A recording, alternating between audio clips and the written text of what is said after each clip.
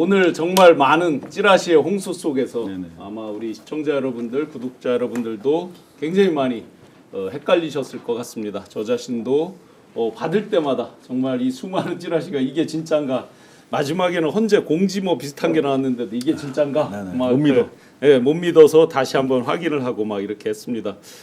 우선 아마 이렇게 많은 찌라시가 난무하게 된 그 가장 첫 번째 원인이 언제 하는 거냐 이 부분이잖아요. 그렇죠. 아까 고발 뉴스 제가 4시부터 시작하는 거 보니까 14일. 네네. 그러면 여전히 14일 유효하냐? 이것도 한번 출발해 보겠습니다. 여러 정황을 가지고 한계 상황들을 가지고 일단 대충 모양을 잡아놓고 드러난 것들, 취재된 내용들 가지고 좀 더 구체적으로 윤곽을 만들고 그 다음에 헌재 주변 관계자들 인터뷰를 가지고 14일로 사실상 확정적으로 보도를 하고 있고요.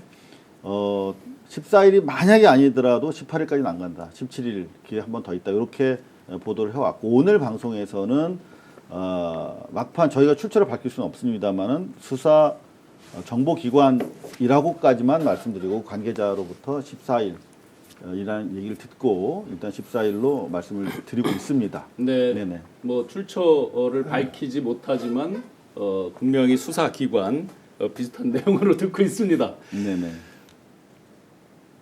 어떻게 보세요, 김 선생? 그러니까 신영환 선생이 그랬잖아요. 찌라시의 홍수였다고. 네, 네. 찌라시를 요즘은 이제 밭글이라고 표현하지 않습니까?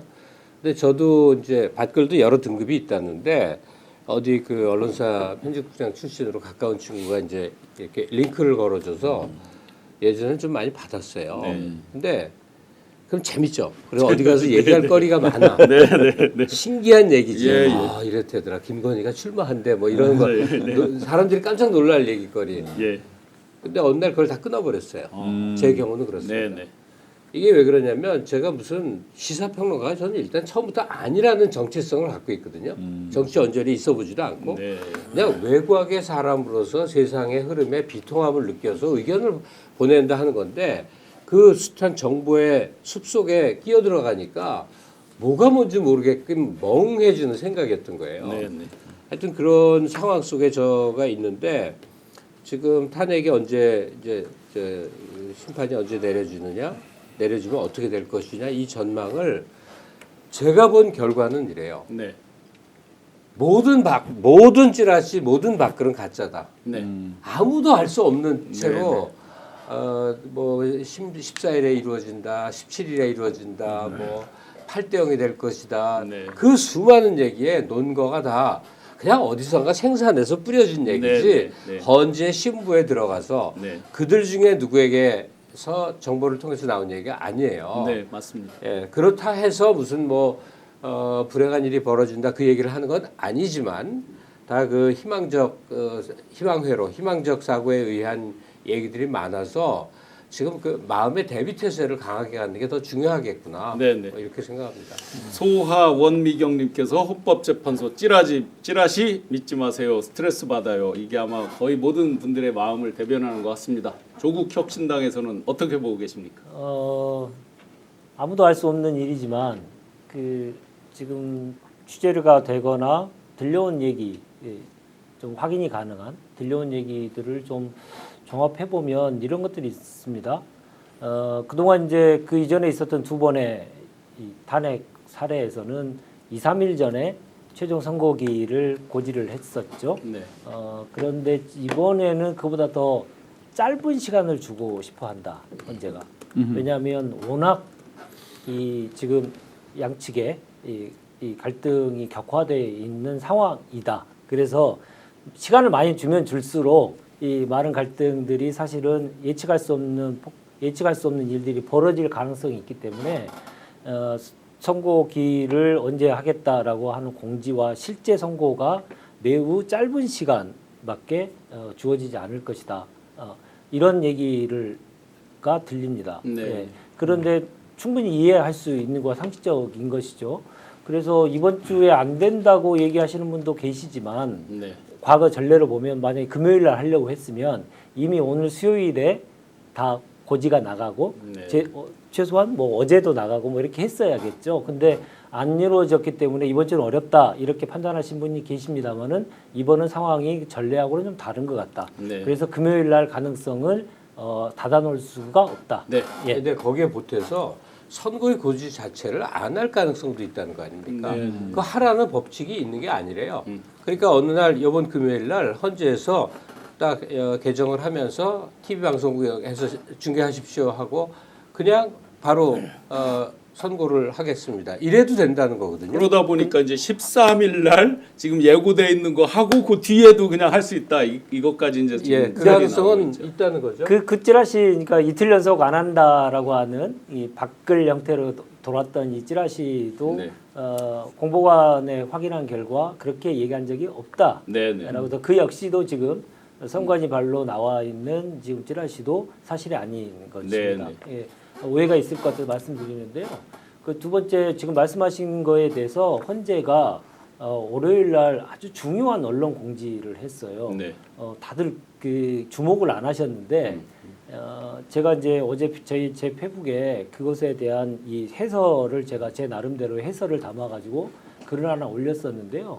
어떻게 얘기를 했냐면 이렇게 중요한 사건에 대해서 선고 기일을 결정하는 과정에 대해서 설명을 했는데 당사자에게 통지를 하고 그 통지를 받았다라고 하는 수신 확인이 된 이후에 네. 언론에 공지를 하겠다. 네네. 그러니까 이거는 무엇이냐면 분명히 당사자 청구인과 피청구인에게 모두가 다 해당하죠. 이분들에게 통지를 해줬는데 당연히 국회 측은 그 통지를 받으면 받았다고 분명히 얘기할 텐데 윤석열 측은 안 할 가능성이 매우 크지 않습니까? 네. 그래서 이 과정이 분명하게 이루어지고 있고 이미 보냈는데도 불구하고 나는 언론 통해서 처음 알게 됐다. 당사자인 나는 통지를 안 해줬다. 절차상의 문제가 있다라고 또 절차상의 시비를 걸 가능성이 있어서 네. 분명하게 그 절차에 대해서 헌재가 공지문을 보냈어요. 언론에. 근데 언론이 알려달라고 해서 알려준 게 아니고 헌재가 자발적으로 이 공지문을 띄웠거든요. 네. 그러면 헌재가 지금 뭐 아주 한가한 상황이어서 그렇게 보낸 게 아니지 않겠습니까? 네. 당연히 특수한 목적이 분명히 있고 알리고자 하는 내용이 있을 텐데 이 절차가 선고 기일이 결정되기까지 당사자의 수신 확인이라는 절차를 반드시 거쳐야 된다. 근데 그 수신 확인의 절차 거치는 과정 속에서 윤석열과 그 변호사들이 선고 기일을 늦추기 위해서 다양한 짓을 할 수 있다. 네. 그 가능성에 대해서 미리 생각을 해둬야 된다라고 하는 것을 미리 언지를 준 것 같다. 저는 그렇게 느낍니다. 관련해서 네. 또 돌았던 찌라시가 상당한 유력 정치인으로부터 시작된 찌라시였다고 하는데 실제로 그래서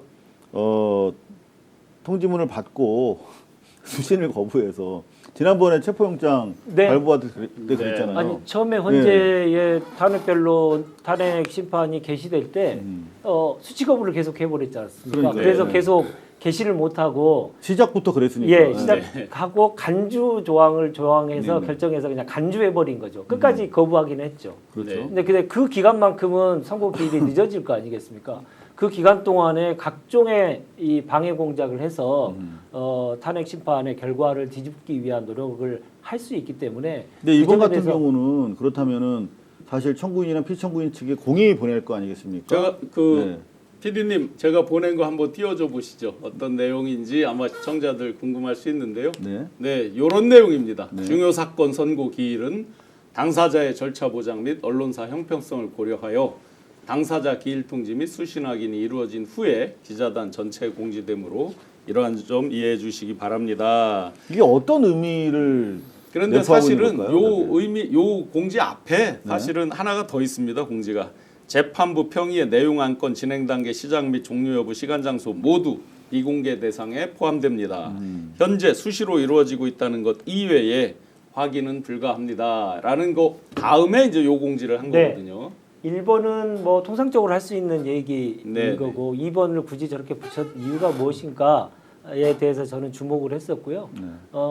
그동안에 이제 우리가 평상시에는 그렇게 알 수 있지 않습니까? 말씀하셨듯이 그냥 선고기일 결정을 재판부가 알아서 결정하고 그냥 통보하면 끝나는 것으로 생각할 수 있지만 당사자에게 수신 확인까지 분명히 한 다음에 선고기를 외부에 알리겠다라고 하는 것은 양 당사자가 다 있지 않습니까? 청구인, 피청구인. 그렇기 때문에 국회 측하고 윤석열 측이 모두가 다 수신 확인이 돼야 그것을 결정해서 최종 결정해서 할 수 있다. 공표할 수 있다. 그런데 이제 이런 김용민 의원께서 네. 민주당의 김용민 의원께서 이렇다면 민주당에도 당연히 그러니까 저 소추 청구권자에게도 당연히 양측에 이제 통지가 당연히 됐을 거 당연하죠. 아니냐. 예. 그러면 이제 민주당은 그런 거라 그러면 지금 받았다 그러면 어느 정도 알려질 것 같은데 아직 네. 얘기가 없다. 요 예, 얘기가 맞습니다. 저도 여기 올 때까지 확인했는데 네네. 대리인단에게 이제 통지가 가는데 대리인단에게 아직 통지가 안 왔다고 합니다. 그러니까 국회 쪽에서 통지하고 하는 건 아무 문제가 없는데 분명히 받았는데 저쪽에서는 안 받았다고 또 거짓말할 가능성이 있기 때문에 우리가 상호 크로스 체크하면서 네네. 계속 감시해야 된다. 이 말씀을 꼭 드리고 싶습니다. 네. 근데 너무 당연하기 때문에 안 하는 얘기인데 네. 새삼 강조를 해볼게요. 네. 뭐 피해자 인권이라든지 뭐 등등 우리가 많이 해온 얘기 있어. 네. 근데 시기적으로 이제 국가기관의 권위를 좀 생각해 보여야 될 때가 되지 않았어요. 그러니까 윤석열한테 공수처가 잡아놓고 수사하려고 그러는데 나 안 나가 해서 아무것도 못했다. 이게 어떻게 가능한 일이며 지금 헌재도 무슨 죄를 무슨 뭐가 그렇게 윤석열이 무섭길래 당사자 고지해서 확인한 다음에 한다. 우리 고지했다. 네. 서류 보내고 고지한 걸로 간주하고 바로 그냥 원하는 대로 길 뚜벅뚜벅 가면 되는 거 아니에요. 근데 그렇죠. 발송주의도 있으니까요. 온갖 예. 어깃장과 법기술을 부리는 윤석열 앞에 그걸 다 맞춰줘야 한다는 방향으로 지금 모든 게 흘러가고 있는 거예요. 네. 그 왜 맞춰주냐 이거야. 뭐가 무섭길래. 네. 그러니까 이 국가기관 특히 국가기관이라고 해봐야 그 기관에 소속된 책임자들이에요. 쉽게 말하면 헌법재판관들이에요. 네.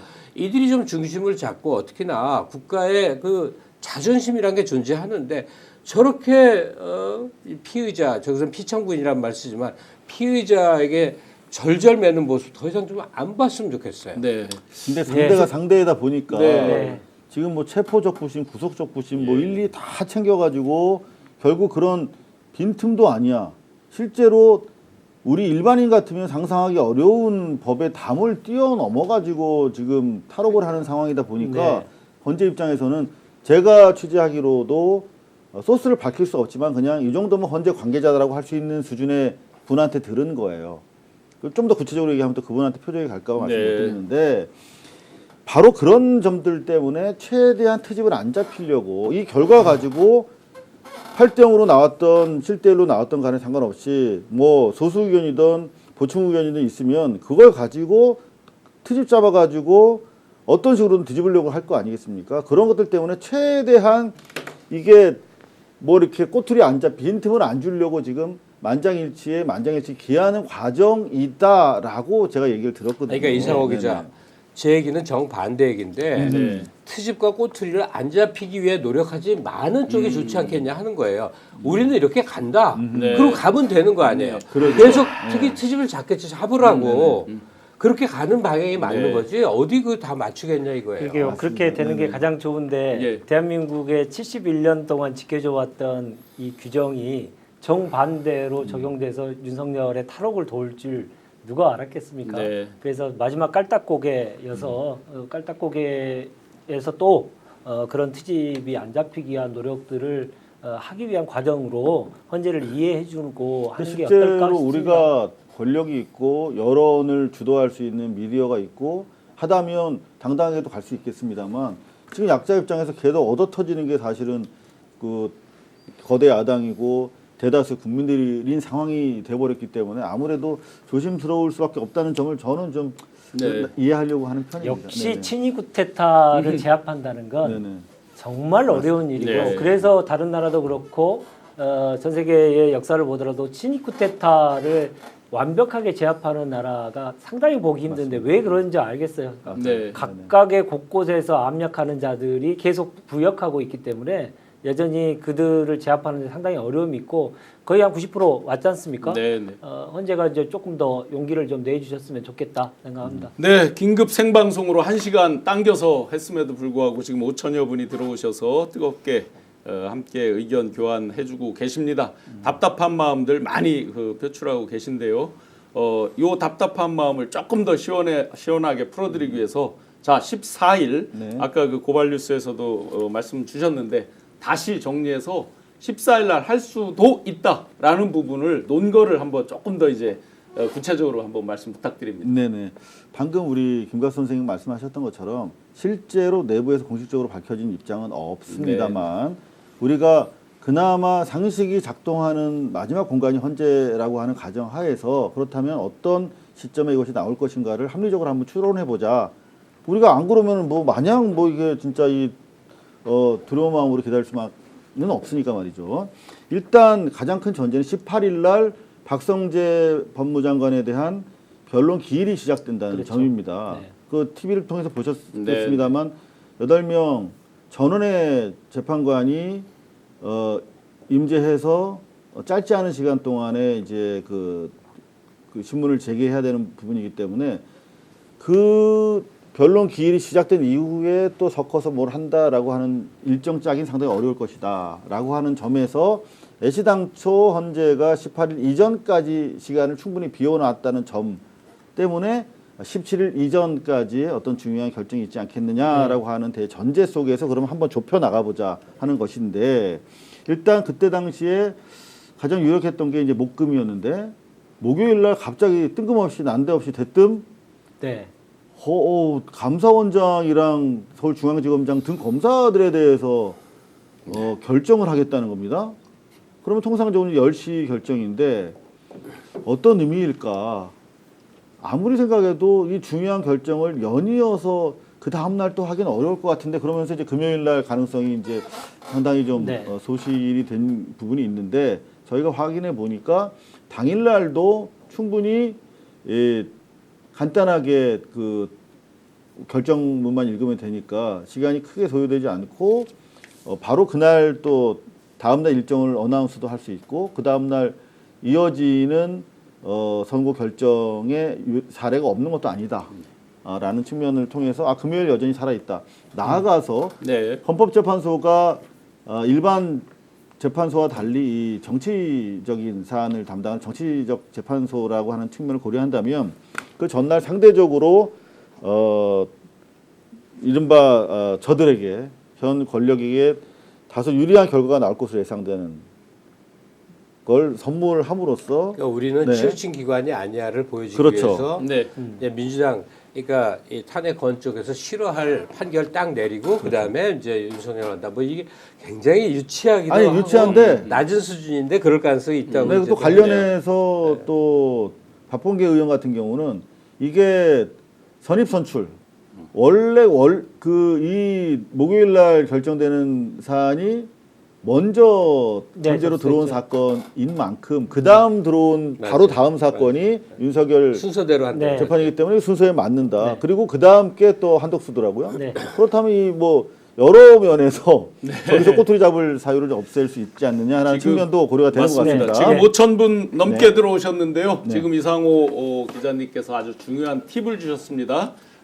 조금 더 들어오시면 제가 아마 그 어떤 언론에서도 얘기하지 않은 부분일 텐데 왜 지연됐는가 하는 원인을 알면 왜 언제쯤 이게 선고를 할 거다 그리고 왜 13일께 왜 생겼는지 아마 힌트가 될 것 같아서 그거는 조금 더 네, 들어오시면 그러면 제가 말씀드릴게요.